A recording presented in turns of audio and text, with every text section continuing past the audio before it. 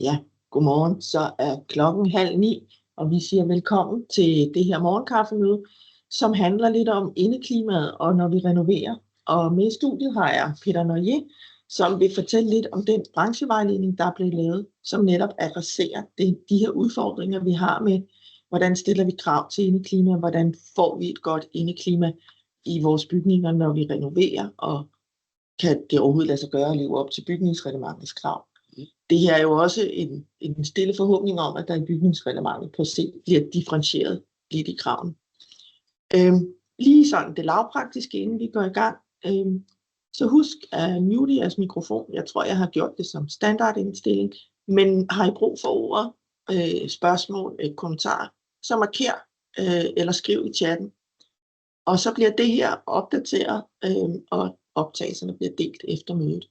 Så hvis der lige er noget, I tænker, I ikke fik med, så kan det lade sig gøre. Men velkommen til dig, Peter. Jo, tak. Og tak, fordi I ville se mig. Og så skal vi lige, altså lige gå. Sådan. Ja, der. Ja. Men som sagt, tak fordi I ville se mig. Ja. Og vi skal tale lidt om branchevejledning for indeklima. Eller i virkeligheden skal vi tale lidt om det eksisterende byggeri. Og så en lille smule om det nye også. Og man kan jo i virkeligheden sige, at sådan med lidt fine ord, så når vi renoverer, så skal det jo gerne være alternativ til nyt. Og det er jo sådan en klimatankegang at sige, at når vi nu står og har en masse bygninger derude, så er der sådan en grund til at rive ned. Så når vi renoverer, skal du gerne blive alternativ til nyt. Og så går man jo så i den her scene jo også tilføje, at når vi så bygger nyt, så vil det være også meget rart, hvis det er på et tidspunkt, eller det havde en kvalitet, så er det på et tidspunkt, hvor det er at renovere. Så derfor kan man sige, så omhandler det jo i virkeligheden hele byggeriet, det der står derude, og det vi opbygger lige om lidt, fordi det jo også på et eller andet tidspunkt bliver udsat for nogle ændrede krav til anvendelse. Og hvor hurtigt går det egentlig lige det sidste? Jamen det er jo ikke helt uforvarende, at vi ser nye byggerier, som efter 8, 10, 20 år ændrer så meget funktion, at der skal ske nogle justeringer. Og så bliver det her jo også meget hurtigt relevant. Så som sagt, jeg hedder Peter Noyer, kommer fra NIAS og skal fortælle lidt om det her. Min baggrund er, at jeg har leget med bæredygtig energi og indeklima i 25 år, lige der omkring. Og ja, været en af medforfatterne på den her branchevejledning af de tidligere. Det tager vi, når vi kommer derhen af. Så skal jeg se. Bum. Er det mig, der er? Vi skal lige til at skifte. Sådan, ja. Og vi starter sådan et helt andet, eller ikke et helt andet sted. Vi starter med den oprindelige branchevejledning, som udkom i 2017. Det er jo efterhånden 8 år siden. En branchevejledning, som dengang hed branchevejledning for indeklimaberegninger, og det var i virkeligheden et udgangspunkt for, at vi på tværs af branchen synes vi havde udfordringer med, hvordan vi dokumenterede og skabte de forudsætninger, der skulle til for at skabe et godt indeklima, altså modelleringerne, beregningerne, analyserne og efterfølgende dokumenterede det. Så derfor blev der i dengang lavet en branchevejledning for indeklimaberegninger. I virkeligheden var det meget mere en branchevejledning for indeklimaberegninger, for der stod også en masse om krav og forventninger, og hvordan kunne man specificere det. Det vi også konstaterede meget hurtigt, det var, at det faktisk blev et grundlag for vores programmering, for vores aftaler, altså den vandt ret hurtigt mere indpas, end vi egentlig på nogen måde havde turde håbe på. Det var vi selvfølgelig både stolt og glade for, men i virkeligheden så var det jo mest en kæmpe hjælp til os og branchen om, at nu talte vi samme sprog. Det betyder ikke, at viden ikke allerede var derude dengang, og det er jo den sådan set også i dag. Men der er rigtig meget af den, og det med at systematisere den, samle den og lægge den på et niveau, hvor vi mener, det er relevant i forhold til byggeriets andre parametre. Når vi nu går ud og bygger, så er der jo trods alt kun en pose penge, og vi skulle gerne bruge den bedst muligt. Og hvis vi står hen i indeklimaet og råber for meget hen i et hjørne, jamen så kan det være, at vi ikke får bygget i de andre hjørner, som vi skal. Så derfor, dengang branchevejledningen for indeklima også i dag skal afbalancere indeklimaets parametre og også lægge et niveau, som vi synes, og som vi i branchen tænker er rimeligt. Afbalanceret krav til indeklimaparametre, og så det forhold, at vi jo i rigtig mange år i branchen har glemt, at vi kan sagtens stille nogle ambitiøse indeklimakrav, eller bare nogle rimelige indeklimakrav, men hvis vi ikke ved, for hvilket indeklima vi sætter dem, og under hvilket forhold de skal være opfyldt, altså hvor mange mennesker er til stede, hvor længe, hvornår, hvordan og hvorledes, jamen så giver det ikke så meget mening. Så det med at sammenkæde indeklimakrav med forudsætninger om anvendelse og drift. Og så selvfølgelig give nogle gode råd til, hvordan projekterer man, hvordan dokumenterer man, og man realiserer det. Det var der allerede i 2017, men den var kun med fokus på nybyggeri. Så der var også kun på fokus på nogle bygningstyper. Så var der nogle andre bygningstyper, vi ikke rigtig havde dækket ind, og det var skoler. Så derfor kom der i 2021 en branchevejledning for indeklima i skoler. Og nu hed den ikke branchevejledning for beregninger, nu hed den branchevejledning for indeklima, fordi det var jo i virkeligheden mere end hvordan man regner. Den branchevejledning, den er der i dag, og den virker stadig. Der er ikke lavet om på den. Den er i højere grad opbygget på samme måde som den branchevejledning, vi skal høre på om lidt, og er fuldstændig gyldig, behandler undervisningsmiljøer, og med fuld fokus på de særlige udfordringer, der er i skolen. Så kommer vi så til i dag, hvor at vi i de øvrige byggerier, så sætter os ned og kigger. Altså det, der var opfandet op i virkeligheden behandlet i 2017-vejledningen, sidder vi og kigger ind i nogle lidt nye dagsordner i dag. Nogle dagsordner, der handler om klimabelastning. Nogle dagsordner, der handler om at renovere langt mere, genbruge det eksisterende. Og de begrænsninger, der ligger deri. Og der har vi jo på kryds og tværs af branchen kigget hinanden i øjnene og sagt, hvad skal der egentlig til? Hvornår er en renovering tilstrækkelig? Og hvad er hele ideen med det der renovering? Og baggrunden for branchevejledning er jo i virkeligheden, at når vi står med noget eksisterende byggeri, der ikke nødvendigvis har den funktion eller den brug, det skal have, og man derfor overvejer, hvad skal der ske med det, så skulle vi gerne i fællesskab kunne finde et niveau, som gjorde det muligt at renovere, så det var alternativ til nyt. Og der møder man jo nogle gange i bygningsreglementet nogle krav ved de omfattende renoveringer, som er svære at leve op til i det eksisterende byggeri. Der var jo faktisk den helt grundlæggende, der er det helt den grundlæggende version, og enten er der ikke rigtig nogen krav, fordi så er det ikke omhandlet af bygningsreglementet, eller også er der en nybyggekrav i meget høj grad. Og nogle gange kan man sige, der må vi jo også med de her seneste måneder og halve års eftersyn af bygningsreglementet i forhold til helhedsorienteret bygningsreglement, om det var fremsyn, eller det bare var det, der var det, så kan man sige, så er det i hvert fald sådan, at vi kigger, at de krav, der er i bygningsreglementet, nok i en eller anden grad også er formet af, hvad kan lade sig gøre i nybyggeriet. Og nogle gange kan man jo sagtens diskutere niveauet for sikkerhed og sundhed. Det skal selvfølgelig fastholdes. Men er der nogle steder, hvor niveauet for sikkerhed og sundhed også er blevet lidt meget komfort og lidt meget produktivitetsforbedring? Så man kan sige, er der nogle steder, hvor når man kigger i renovering, så var det virkelig rart med nogle krav, som var en lille bitte smule mere justeret i forhold til, hvad der kunne lade sig gøre i den balance, der er i det eksisterende byggeri. Selvfølgelig uden at gå kompromis med, at det stadig bliver et godt indeklima. Selvfølgelig uden at gå kompromis med sikkerhed og sundhed. Men måske lige overveje, om de kvaliteter, der i øvrigt er i det eksisterende, kan gøre det ud for nogle af de meget ambitiøse krav, som vi ellers har i bygningsreglementet, og som vi også selv har med til at lave i den første branche. Så ja, pege ind i det. Og det første, vi i virkeligheden sidder og kigge på, det er, hvad er det egentlig for nogle krav, der er for en renovering? Og hvornår der egentlig taler om, at bygningsreglementet stiller krav. Det er en af de helt store udfordringer, der er. Men det skal vi nok komme ind på, ja. Det er godt. Ja. Finansieret af grundernes investeringer. Både Realdania og Bills hjemmeside. Vi får også trykt nogle eksemplarer, sådan, så hvis man er i nærheden af huset, så er det måske også muligt at få en op under neglen. Hvis til os, der godt kan lide at bladre. Fordi i den henseende, så må vi konstatere, at henholds i hvert fald bygherrerådgiverne, som nogle gange bruger den, der er det egentlig meget rart at have med ud til i byen som sådan et referenceopslagsværk. Selvom det ikke virker frygtelig gammeldags med sådan noget papir. Ja. Holdet bag branchevejledningen er faktisk gennemgående, mere eller mindre på branchevejledningerne. Det er de samme, i meget høj grad de samme kræfter, der har siddet med det. Det er Telia, Nias og Bildt.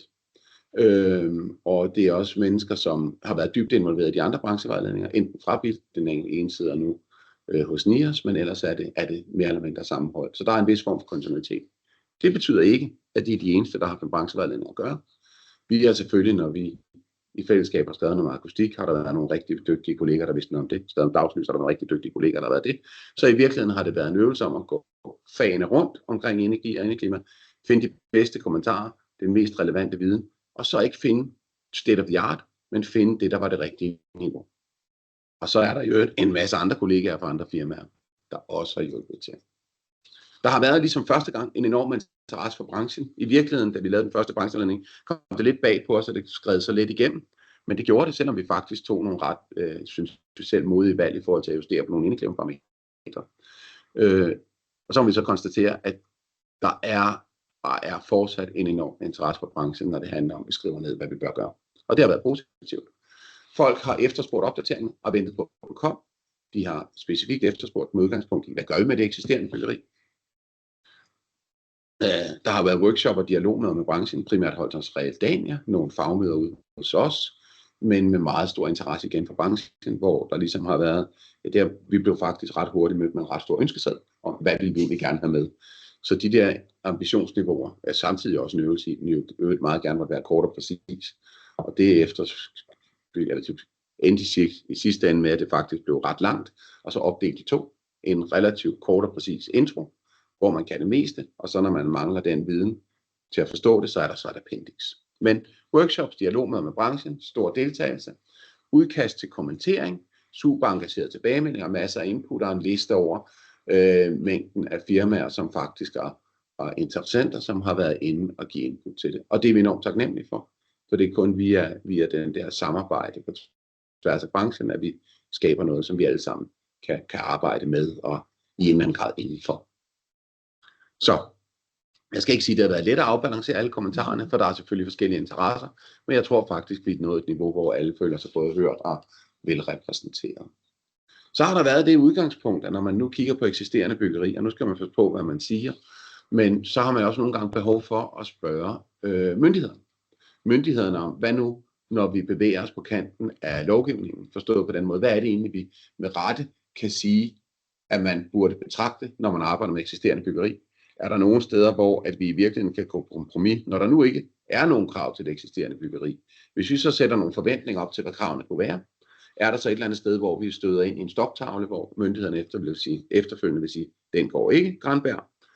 Så derfor har der været rigtig mange dialoger med myndighederne om, kan de se sig selv ind i kravene? Er der nogle steder, hvor de kan hjælpe os med yderligere fortolkninger?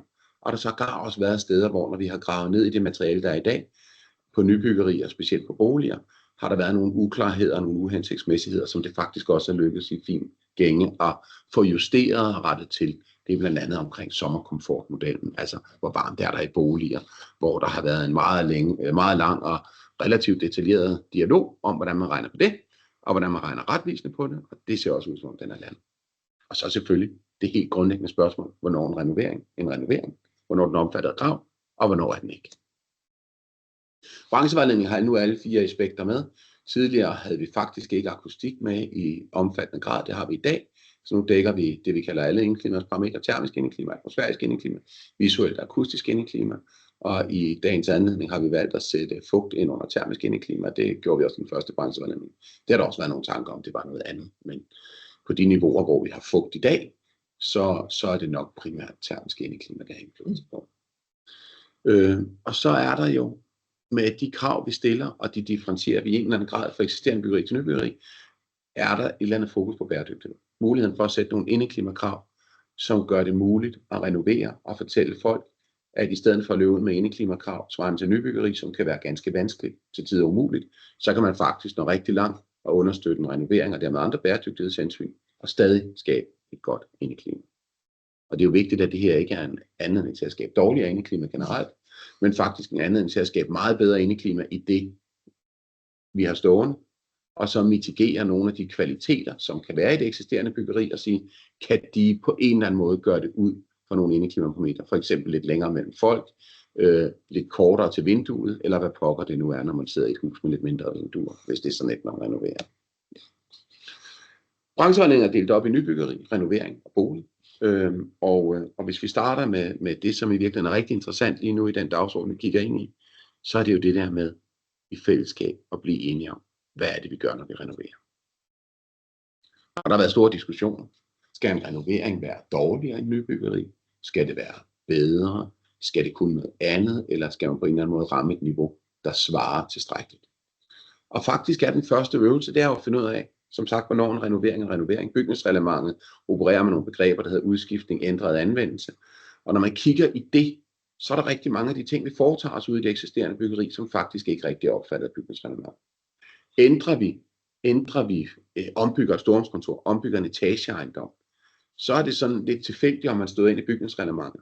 Og hvis man støder ind i bygningsreglementet, så er det jo nybyggekrav. Hvis man fjerner den udsugning, der er for baderummene i boligbyggeri, jamen så støder man pludselig ind i et krav om balanceret mekanisk ventilation. Hvis man ikke gør det, jamen så er der faktisk ikke nogen indeklimakrav. Så hele ideen om at blive enige om at sige, at der findes nok andre steder, hvor der er behov for indeklimavejledning, end der, hvor bygningsreglementet lige nødvendigvis ifalder krav. Det kunne være indretning fra et kontormiljø fra cellekontor til storrum. Det kunne være at putte mange flere mennesker ind i et kontormiljø, som jo i dag grundlæggende ikke er omfattet af bygningsreglementet, mindre folk ikke kan komme ud, når det brænder, og så sige, jamen er der en eller anden grænse for, hvornår man bør overveje? Og det har vi prøvet at sætte op. Der har været mange versioner, men i dag så har vi ligesom, i branchevalgen er det blevet opdelt i 2 tilgange, ændrede forudsætninger. Når bygningens brug eller indretning ændres på en måde, der påvirker indeklimaet, termisk, atmosfærisk, visuelt eller akustisk, det kan fx være, hvis en børnehave omdannes til bolig, eller hvis personbelastningen ændres væsentligt eller øges væsentligt. Læg mærke til her, at der er jo i virkeligheden det ene eksempel, børnehave omdannes til boliger. Det er faktisk i dag omfattet af bygningsreglementet. Den er jo let, en ændret anvendelse, men hvis personbelastningen ændres eller øges væsentligt, er det faktisk ikke opfattet af bygningsreglementet. Her falder de faktisk grundlæggende i samme kasse. Og det gør de, fordi grundlæggende er det jo det samme problem, om der er flere børn end voksne, eller om der er flere mennesker, bare fordi man sætter folk tættere. Det er jo den samme øvelse. Der sker noget med indeklimaet, vi skal forholde os til. Så er der udskiftning, når en bygningsdel eller en komponent udskiftes, f.eks. grundkonstruktion, vindue eller mere. Dem kender vi jo fra bygningsreglementet i dag. Men kassen ændrede forudsætninger lidt interessant. Der bliver så indført, fordi i virkeligheden, så er der jo et bygningsreglement, og det bygningsreglement, vi opererer i den her branche, med nogle indeklimaklasser. De indeklimaklasser afspejler i virkeligheden gældende lovgivning. Gældende lovgivning afspejler primært nybyggeri, og den viden vi har derfra. Så derfor kan man sige, at vi opererer som udgangspunkt med en indeklimastandard, klasse standard, for den afspejler det gode indeklima. Så kan der være nogle situationer ved ændrede forudsætninger eller udskiftning, hvor man ikke har mulighed for at overholde det, der svarer til nybyggekrav, f.eks. temperaturkrav, et støjkrav. Jamen, så er der en indeklimaklasse renovering, som går en lille smule på kompromis med en enkelt parameter, fordi er på et niveau, hvor man stadig kan sikre, at der er gode forhold. Men det er rigtigt, det er grundlæggende et niveau, der er dårligere end det, vi kendte til nybyggeriet, men det er også et niveau, hvor der er en hånd under, hvor dårligt det må blive. Og ret ofte er det jo kriterier, der faktisk lidt ikke er opfattet i dag. Så hvis det ikke var der, så ville det blive vilkårligt dårligere. Indeklimaklasse standard er udgangspunktet, når vi renoverer. Det vil sige, at man skal altid forsøge at overholde krav til termisk, atmosfærisk, visuelt og akustisk indeklima. Det er mere eller mindre svarende til bygningsreglementet med de justeringer, som vi har tilladt os at gøre i også den første branchevejledning og nogle små justeringer. Det dokumenteres i forhold til en indeklimarapport og for akustik i en akustisk redegørelse. Det har vi ikke haft med før, men nu skal der altså nogen, der skal sætte sig ned og redegøre for, at man også har styr på akustikken. Så kan indeklimaklasse renoveringer, vi kommer til nogle parametre om lidt, anvendes i særlige tilfælde, men kun hvor fysiske eller arkitektoniske forhold gør det umuligt at opfylde indeklimaklassen. Fysiske begrænsninger, det kunne være pladsforhold. Vi kan ikke finde lodrette føringsveje i en bolig, etageejendom. Vi kan ikke finde tilstrækkelige pladsforhold i en gammel skole. Men vi skal stadig lave noget indeklima. Vi skal stadig sørge for, at de har en god luftkvalitet. Men skal den nu være helt så god som med nybyggeri? Det kunne være spørgsmålet, hvis alternativet er revet ned. Så kan der være nogle arkitektoniske værdier. Det kan være nogle særlige overvejelser i bevarelse af bygningens æstetiske eller historiske elementer. Stueblofter, unikke bygningsdetaljer, fredede bevaringsværdige ejendomme, den slags. Må kun anvendes for enkeltparametre, siger vi. Vi foreslår ikke, at man går ud og siger, så går vi på kompromis med alle parametre. Og hvis man går på kompromis med alle parametre, så opstår der sådan en cocktail-effekt, hvor hvis der både er dårlig luftkvalitet og varm temperatur, så bliver det faktisk et større problem. Fordi varm dårlig luft, det er nogle gange værre end bare kold dårlig luft, for at være helt ærlig. Og det er der masser af viden om. Så må kun bruges for enkelte parametre, ikke samlet. Og hvis man anvender renovering, så gør man altid begrunde og dokumentere hvorfor. Hvornår regner man så på en renovering? Fordi i virkeligheden så er det jo kun i dag, falder man jo kun krav og overvejelser, hvis man rammer bygningsreglementet. Her mener vi faktisk, og der skærper vi det jo i virkeligheden ret meget. Vi mener inden for termisk, atmosfærisk og visuelt indeklima, hvis man øger belastningen mere end 20%. Det kunne være, hvis man putter for eksempel en tredje række ind i et storrumskontor, hvor der er 2 rækker i dag, så mener vi faktisk, at så bør man overveje både dagslys, termisk og atmosfærisk indeklima. Hvis man øger samtidigheden væsentligt, hvis man går fra faste pladser til fleksible pladser i et kontormiljø, jamen så bør man også overveje det. Hvis man ved glasudskiftning ændrer G-værdi og lystransmittans markant, så det kan gå ud over dagslyset, ja, så bør man også vurdere det. Og så fremdeles. Så er det akustisk indeklima. Jamen man kan sige, der er kravene lidt anderledes. De omfatter alene nytilførte komponenter eller bygningsdele. Så man kan sige, der bliver også, Og det gør der jo altid en vurdering, når man ændrer på det. Ja. Bemærk, ændres flere forhold på én gang, skal man se på den samlede effekt. Skifter man både vinduer og sætter flere mennesker ind, så skal man se på den samlede effekt. Projektet kan kun gennemføres uden ekstra dokumentation, hvis ingen af ændringerne, hverken enkeltvis eller tilsammen, overskrider de fastsatte bagatelgrænser. Og vi laver ikke lovgivning, men vi laver branchevejledning. Så man kan sige, det her det er jo ikke, det kan man jo vælge at undsige, så skal man bare ikke køre efter branchevejledning. Tanken er, hvis man sætter folk tættere til et vist niveau, hvis man følger branchevejledning, eller bygherre specificerer branchevejledning i sit materiale, jamen så er der en metodik. Ja. Så det her er jo sådan et værktøj, der er en fælles referenceramme. Præcis. Og man kan i sit udbudsmateriale henvise til dele eller hele. Præcis, og det er i virkeligheden hele ideen. At man kan sige, nej, vi laver ikke lovgivning, og folk har gentagne gange sagt, jamen det her, nej, det er det ikke. Men hvis vi samler det her et sted, og bygherre henviser til det, hvilket vi faktisk kan se i stor grad sker, jamen, så har man pludselig en solid ramme omkring renovering. Så er der lidt mere, hvis man deler det op over tid, jamen så bør de samlede ændringer fortsat holde sig inden for de acceptable grænser. At det der med at skære pølsen op og så lave småting, jamen det forholder branchevejledningen sig til, det bør man ikke. Og det er jo en klassisk metode for krav. Ja, præcis. Så holder vi. Ja, og man kan sige, så har vi den sidste version, det er altså, hvor dårligt bliver mindstekravet, og der skal vi jo bare huske, at ligegyldigt hvad, så gælder Arbejdstilsynet stadig. Og mange af de grænser, vi lægger sig op af indeklima, eller Arbejdstilsynets krav.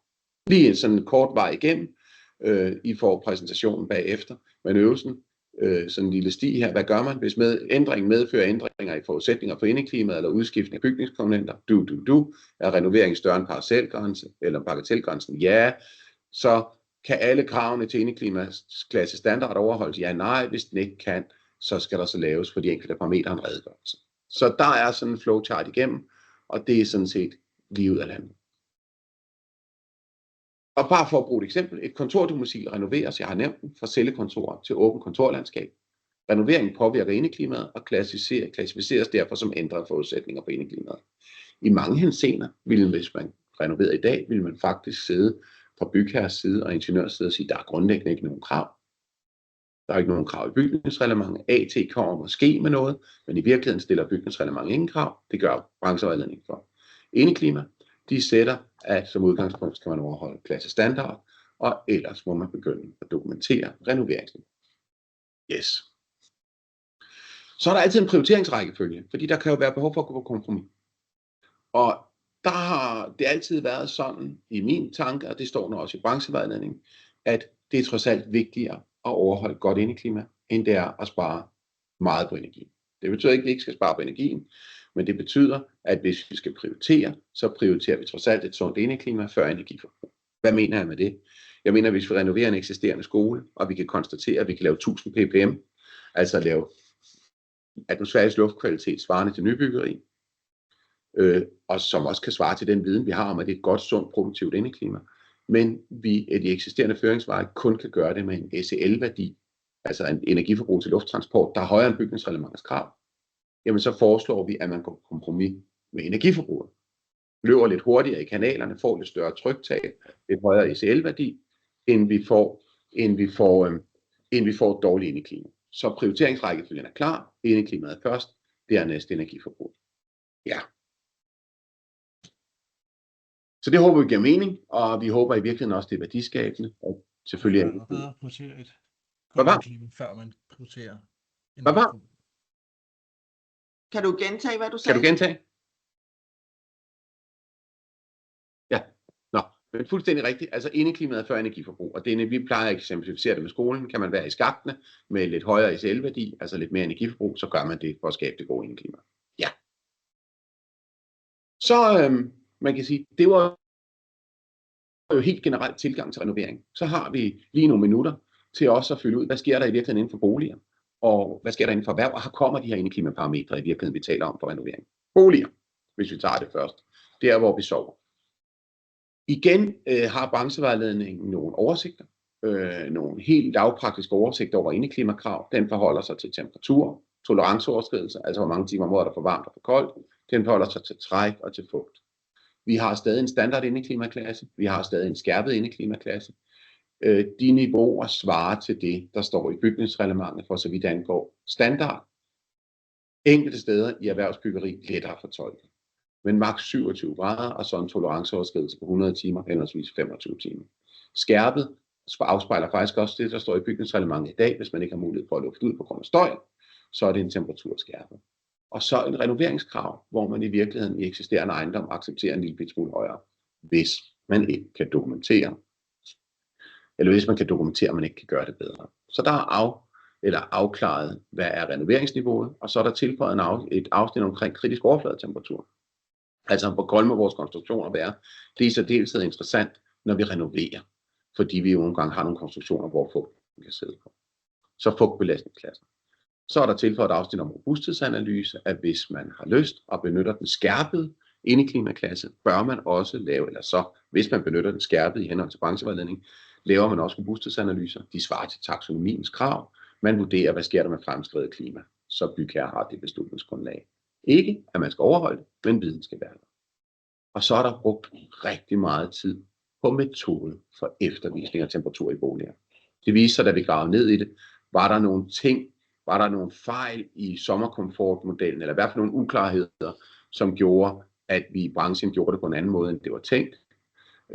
Og nok også fik nogle andre resultater. Det er jo ikke nogen, der har snydt. Det er et spørgsmål om, at man har skrevet på en måde, og programmet har regnet på en anden måde. Det er der ikke nogen, der har haft en kinamands chance for. Helt almindelig hemmelig fejl.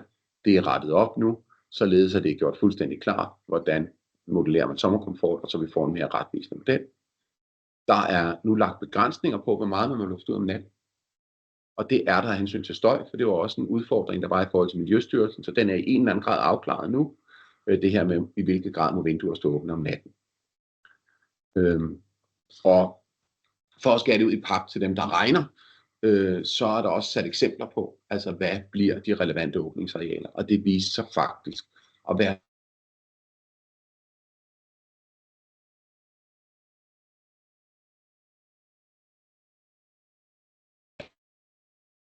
der.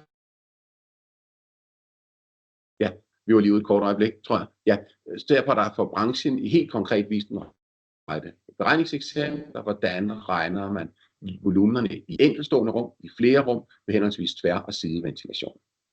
Man regner nu baseret på vindretning. Det har ikke tidligere været en udbredt procedure. Branchevejledningen beskriver hvordan. Så i virkeligheden, så havner vi på en situation, hvor at vi får cirka de samme resultater for de typiske, men vi fjerner de fejl, der var for de ekstreme. Og så har vi jo prøvet at beskrive det så tydeligt, at nu kan alle gøre det på samme måde.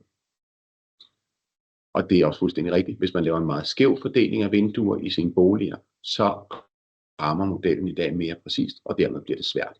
Så med branchevejledningen med den nye fortolkning, som også er afklaret med styrelsen, er der et incitament til at fordele sine åbninger mere jævnt. Og det bør der også være.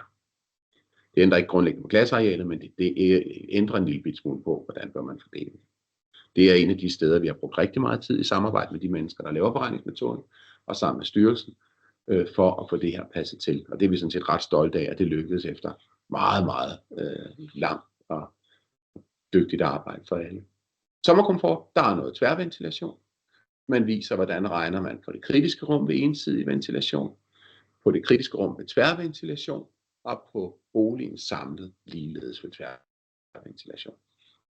Og så har BVI, altså branchevejledningen, nu maksimal værdier for, hvad kan man acceptere af luftskifter, således at det hele ikke flyver ud af vinduet, når vinduerne står åbne. Det er faktisk et af de problemer, vi har haft i branchen. Det er, at der har været en meget stor uenighed om, hvor meget luftskifte regner man maksimalt med. Og der vil jeg gå så vidt som til at sige, at der nogle steder har været lidt kreativitet til, at luften var meget flittig til at løbe ind og ud af vinduerne. Det skulle gerne afspejle lidt mere virkeligt forhold nu, så der ikke er et luftskifte på 50 gange i timen. Det har vi som sagt sat en ramme over. Igen også i fælles aftale med lovgiverne. Ja, så er der nogle krav til atmosfærisk indeklima. Med den viden, der er lige nu, er der selvfølgelig kommet lidt mere ind om M-hætter. Der er kommet nogle renoveringskrav. Men for alle M-hætter er der krav om afkast til det fri. Og det er et krav, som også afspejler bygningsreglementets krav og fortolkning i bygningsreglementet.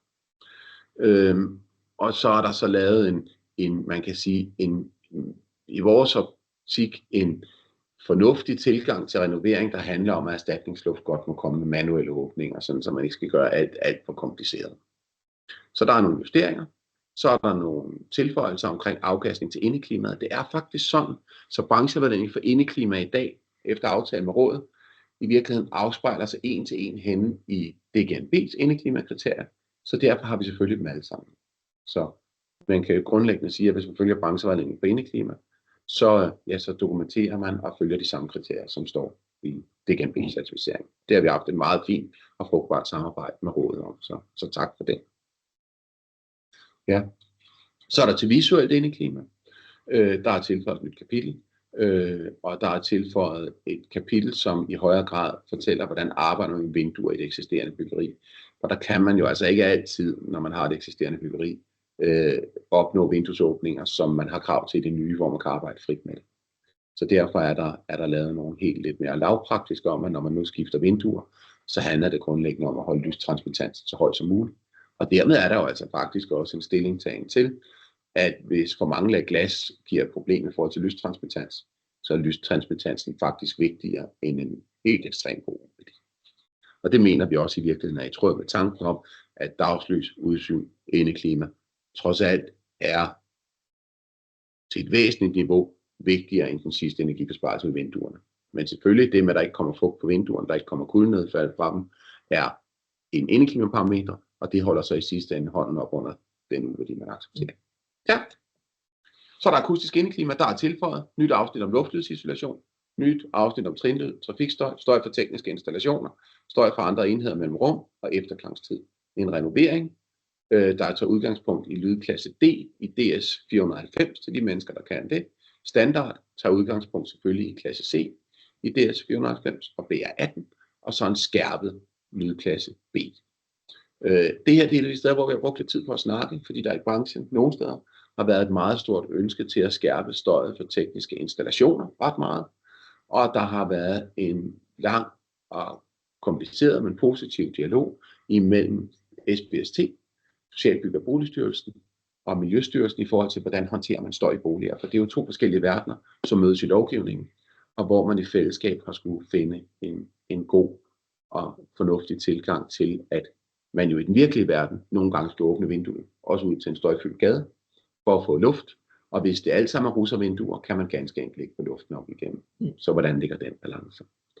Og jeg synes grundlæggende inden for akustisk indeklima vil nogle rigtig, rigtig fine balancer.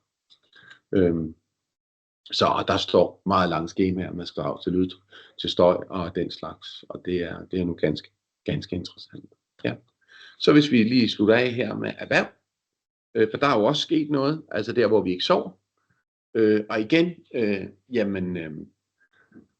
vi har en række indeklimaklasser, og vi har jo tidligere opereret med minimum, så var henne i gangområder, vi har opereret med standard, der svarede til bygningsreglementskrav, og også indeklimastandarderne, og så skærpet, som var det ambitiøse indeklima, eller mere ambitiøse indeklima. I gamle dage ville vi sige det ambitiøse, nu tror jeg, vi vælger at sige det mere ambitiøse, fordi vi jo på en eller anden måde også har fået renoveringen med. Der er en enkelt justering i skærpet. Der er ændret i den mindste temperaturen om sommeren. Vi har jo altid været modige, også i den første branchevejledning, og accepteret morgentemperaturer, der er lavere end normen og standarden i skærpet. Der står jo i virkeligheden 23-26 grader. Og der har ingeniørerne på tværs af branchen, og også de mennesker, der er med, faktisk accepteret i fællesskab, at vi skriver 22-26.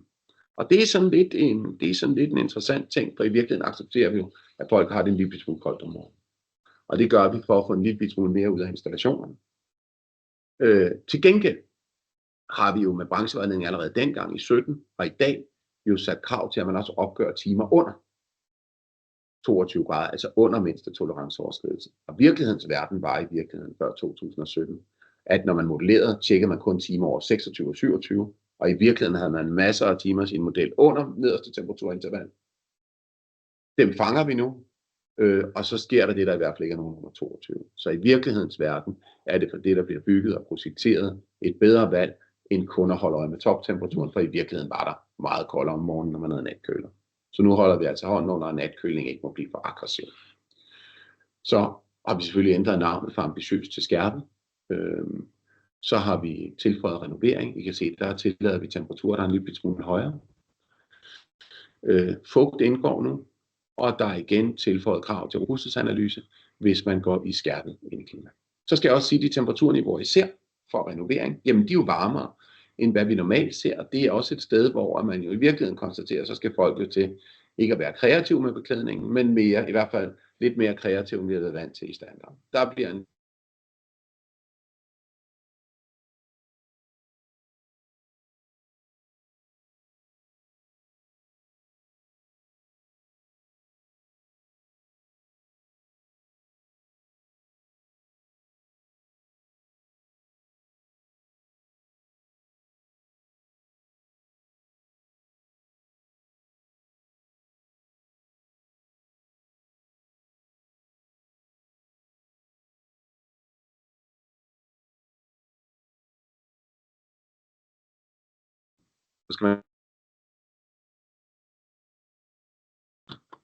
Så kom vi tilbage. Ja, beklager. Ja. Nå, jeg satser på, at I kan høre os igen. Vi var lige ude et øjeblik, og det så i hvert fald sådan noget herfra. Vi kom fra temperaturen, renovering. Et af de steder, hvor vi har gjort det relativt klart i brancheledningen, er det med både at acceptere renoveringsklassen for temperatur og renoveringsklassen for atmosfærisk indeklima, der kommer om lidt. Jamen, det er ikke en god idé, fordi så får man både varm og beskidt luft, og der ved vi fra de forskningsresultater, der er, at der begynder indeklimaet at blive ganske problematisk. Så derfor bliver det sådan lidt med, en af dem går man på kompromis. Ja. Vi ser, kommer vi tilbage. Sådan. Så er der atmosfærisk indeklima. Det, der er sket helt væsentligt, udover at ambitiøs er ændret til skærpet, så har vi fjernet kravet til 900 ppm. Der var jo i den gamle branchevejledning mulighed for at lave en bedre luftkvalitet, der afspørger altså i bygningsklasse 2020. Bygningsklasse 2020 er udfaset, og hvis vi kigger på tværs af branchen, er vi nok også enige i, at værdien i de sidste 100 ppm, altså fra 1000 til 900, var ganske lille. Til gengæld var det mellem 25 og 30% mere luft, og det var ganske ressourceforbrugende. Og de parametre kan vi altså godt bruge andre steder. Den kvalitet kan man godt bruge andre steder end i byggeriet. Så derfor har man justeret kravet til CO2 fra 900 til 1000.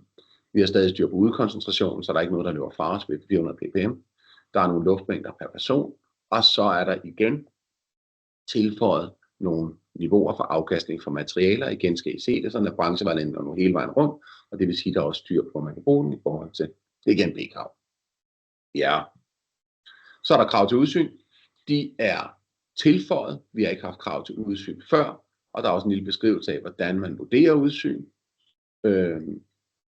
Der er en justering af solafskærmningstiden. Vi har haft med den første branche nogle tanker om, hvordan bruger man solafskærmning. Der er igen renoveringskrav, og der er nybyggekrav. Igen er der lidt mere luft i renoveringskravene. Og der er dito tilføjet en masse omkring elektrisk belysning. Så er der solafskærmningstiden. Det er sådan lidt nørderiagtigt, det bruger vi ikke lang tid på.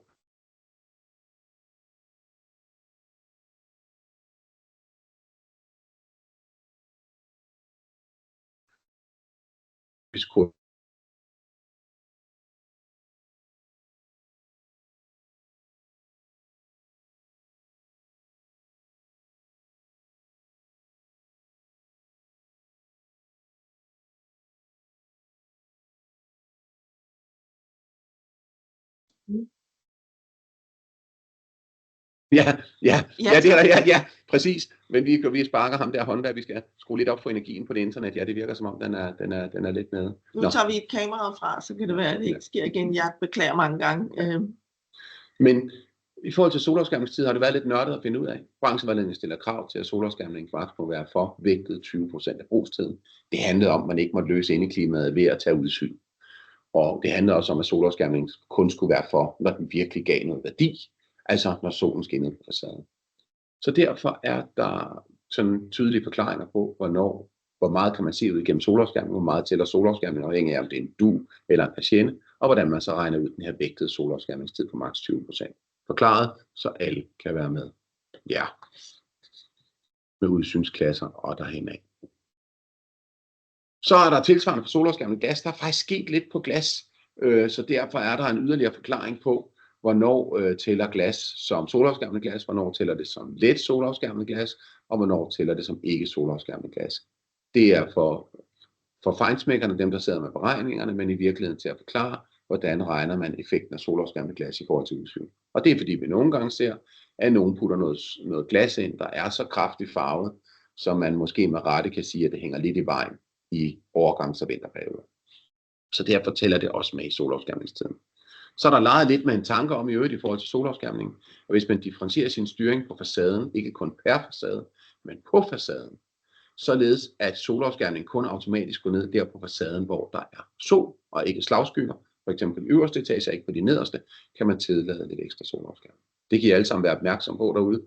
Det skal man beskrive ret tydeligt, for det er faktisk lidt svært for branchen at håndtere. Det der med, at der er en skyggemodel på den enkelte facade.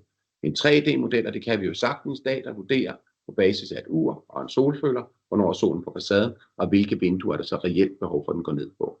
Hvorfor det? Det er fordi, det føles så fuldstændig åndssvagt at sidde i stueetagen, og solopskærmningen går ned, fordi direktøren han har sol på vinduet op på fjerde sal.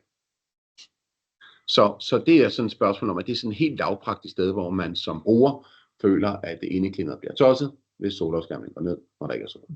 Så derfor, ja. Vi har tiden løber. Jamen det er det også. Vi er faktisk også ved at være der. Det er godt. Og så er der lige tilføjet noget, for det kan branchen heller ikke finde ud af, hvornår er gulvarealerne relevante i forhold til beregning af dagslys.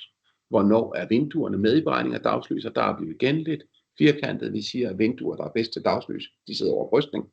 Det er vejledning af branchevejledningen også om, og den vejleder også om, at når man finder relevant gulvareal, så er det ikke lige omkring skrivebordene, så er det inklusiv alle arbejdspladserne, og hvis arbejdspladserne øverste højre hjørne på venstre figur ligger inde bagved, jamen så skal det jo også være dagslys inde på de bagerste arbejdspladser.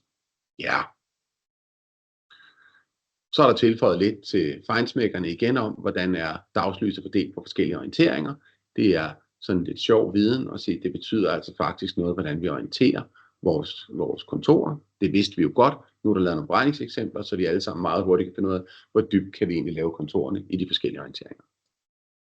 Så er der lidt akustisk indeklima, også for erhverv. Igen minimumskrav til det eksisterende, standardkrav, der tager udgangspunkt i BR18, og skærpet, der tager udgangspunkt i bedre. Alle indeklimaets akustikparametre er dækket, trafikstøj, tekniske installationer, lavfrekvensstøj, luftlydsisolering og den slags. Og den forholder sig også meget tydeligt til for eksempel støj mellem møderum og støj over glas til ganglinjer, som er noget af det, vi bruger rigtig meget tid på i branchen, og har fået sat det op på en måde, så vi alle sammen kan være med.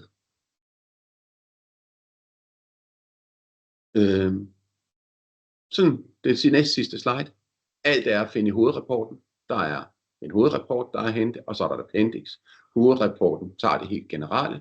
Alt nørderiet, alt det, når man skal grave lidt videre, findes i appendix. Vejledningen kan hentes på Realdania og Bilds hjemmesider.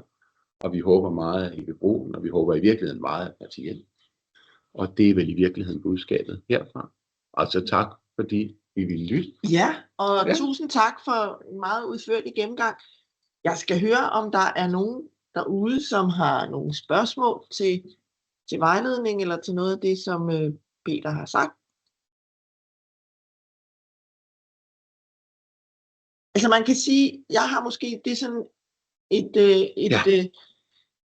et sidespørgsmål, eller hvad man kan sige, det.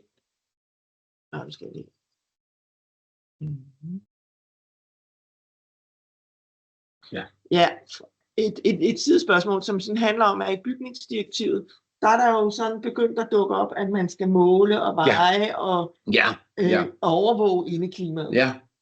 Ja. Og der har jo været nogle sjove dialoger lige netop med hvordan fortolkes det. Ja. Og hvad er det egentlig? Og det er jo sådan lidt et andet sted, hvor man jo ikke skal lade folk være alene med sig selv alt for længe. I hvert fald ikke i forskellige rum, og så finder de ud af noget forskelligt. Men det er rigtigt. Der kommer nogle krav med PPD'en og bygningsdirektivet, eller i bygningsdirektivet, hvor der står, at indeklima skal overvåges, så der står så krav til bygningen på en eller anden måde, skal kunne reagere på det. Og omfanget af det kender vi ikke.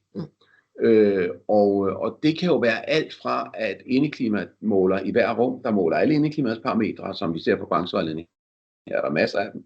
Det er nok ikke hensigtsmæssigt til en eller anden mere rimeligt niveau. Og der er vi i min optik meget afhængige af, at styrelsen hjælper os med at finde fortolkningsrum. Ja. For ellers så bliver det en lille bit smule det vilde vest. Altså, jo mere man ved om det, og jo mere tekniske muligheder man har, jo højere bliver de facto kravet. Og så i den anden ende af skalaen, de lidt mere lavpraktiske, der bliver niveauet måske lidt for lavt. Ja. Så det med at finde et godt fælles niveau, tror jeg, vi i fællesskab i branchen også skal bede styrelsen om at hjælpe. Ja. Men det man kan sige, det er, at der er lagt op til, at man jo så faktisk også bliver i stand til at se, om ens bygning lever op til de krav, man har sagt, at den skulle leve op til. Og det er måske det ser vi også derude lige nu, at der er rigtig mange bygninger, at der ikke er bygherrer, der siger, altså ikke nok, når vi styrer og regulere efter det, vi vil faktisk også demonstrere for folk, at vi leverer det. At det er en helt lavpraktisk grund af enhver advokat eller ingeniør, der går hjem, har jo alligevel en indeklimamåler derhjemme, og for at vide, hvad var partikel CO2-koncentration hjemme, hvorfor skal de ikke også have præsenteret på arbejde. Ja. Så der er ingen tvivl om, at den der viden, den bliver mere med efterspurgt. Ja.